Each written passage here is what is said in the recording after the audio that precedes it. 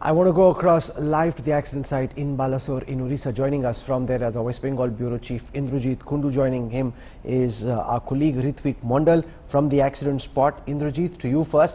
Has the track been cleared? One of the things the Prime Minister spoke of was the effort being made to try and clear the track so that railway trains could start plying on this track again. Has that process been completed or not yet?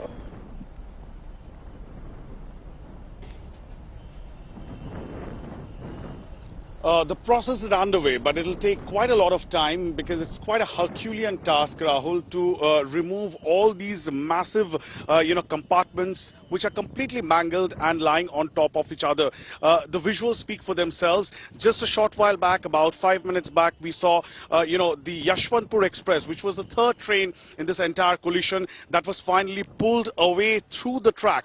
But the other two track completely destroyed, given the goods vehicle and the impact of the Coromandel Express. We can see very heavy duty cranes that have been put into action, and that happened all through this morning. All these cranes and hardware were brought in, lights have been fixed. It's going to be a long light. It started last night, but today is going to be very important. But one good factor, of course, is that the Odisha government had this clear-cut challenge to recover all the dead bodies, because it's very hot and sultry. The dead bodies will decompose. So therefore, all the bodies have now been recovered from the debris, and they have been shifted to a nearby school, which has been turned into a morgue, and the process of identification is going on. So there are no dead bodies there. I spoke to a doctor this morning, and he said the chances of survival, even if there is somebody stuck there, is absolutely nil. So in that sense, there is no survival possibilities of anybody in there. So the only thing that the railways, along with other agencies, are trying to do is clear the passage. It's about 1 kilometer. I'll try and ask my camera person to show my right. It's about 1 kilometer stretch. If my camera person can pan and show to the audience, and massive, earth movers, the cranes have all been put together now so that quickly all these mangled bogies can be removed. But one issue, of course, that seems to be a difficulty for the law enforcement agencies, is that there are too many bystanders who are coming in, and since morning we saw that there has been good crowd management, because a lot of VIPs were moving in, the Odisha Chief Minister, West Bengal Chief Minister, Union Minister, and of course the Prime Minister. As soon as the Prime Minister chopper left, it was a free-for-all, and a lot of people, thousands of them, have actually come here and gathered. That remains a challenge. However, the Odisha agencies are on the task to clear the debris behind me within the next few days. Rahul. Okay, I want to go across to Milan Sharma. Milan tracks the Railways Ministry for us. Now, one of the things that the government has been tom-tomming is this new railway security system, Kavach, that's been put in place.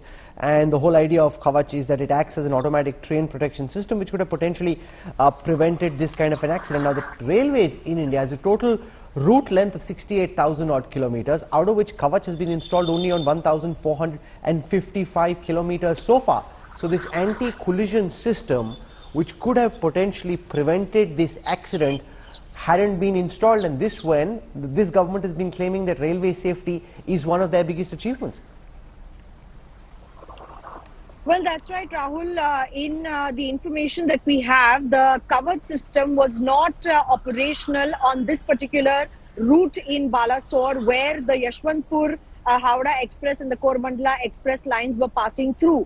Remember that the Minister Railway Ashwini Vaishnav had done a trial of the Kavach system on one of the railway lines in Andhra Pradesh, Telangana earlier as well. But of course, the mandate was to install the Kavach software and systems in big express trains and very busy express trains like the Howrah-Mumbai, Howrah-Delhi routes till March 2024.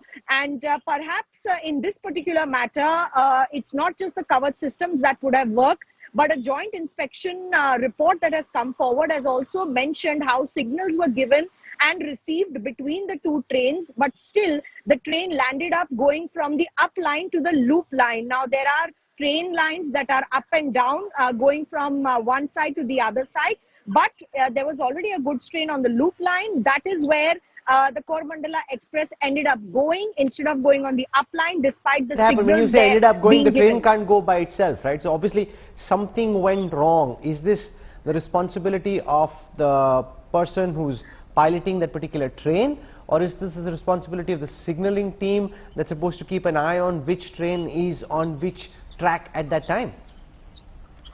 Well, Rahul, when we say that it's the fault, where the fault lies, basically it's an entire system. Because if you've given the signals and they were working, was there a miscommunication between the signal that was being given and that was received? And secondly, there are various points on the tracks of the trains that are supposed to change when a signal for going forward or line change is given. Was that point shifted or towards the upline when the signal was given? That is another matter of investigation. It can be a human error as well, and it can be an automated error as well, which is what the Railway Ministry is currently investigating. But the initial inquiry report that was submitted immediately after this massive accident has happened does point to the fact that there was a signaling issue.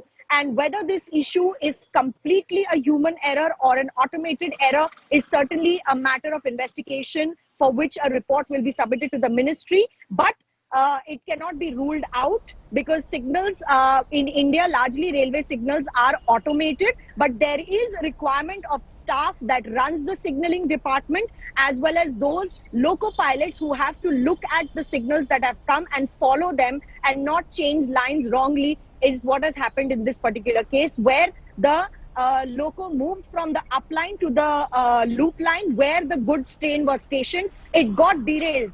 Signaling issues is one of the biggest reasons that derailments happen many times, and that is one of the areas that is currently a matter of investigation as well. Okay.